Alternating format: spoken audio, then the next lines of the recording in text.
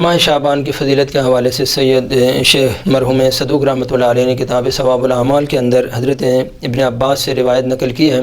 कि पैगम्बर अकरम सल्लल्लाहु अलैहि वसल्लम ने फरमाया कि माह शाबान बहुत ही शरीफ महीना है और ये मेरा महीना है और अर्श के जो मलाइका हैं उसकी ताज़ीम करते हैं और इसके अंदर अल्लाह ताला मोमिनीन के रिज़्क़ को ज़्यादा करता है और वो रिज़्क़ जब माह शाबान की तैयारी के हवाले से होता है और जन्नत को इसमें मुज़य्यन किया जाता है और गुनाहों को माफ़ किया जाता है और जो भी अमल साल इस महीने में किया जाए अल्लाह ताला उसको 70 बराबर जब वो उसके ऊपर अजर अता कर, हर हसने का अल्लाह ताला 70 बराबर हसना जब वो अल्लाह ताला लिखता है और गुनाहों को माफ़ करता है।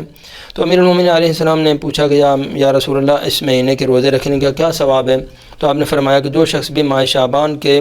पहले दिन रोज़ा रखे अल्लाह ताला उसको 70 हसनात अता करेगा और हर हसना जो है वो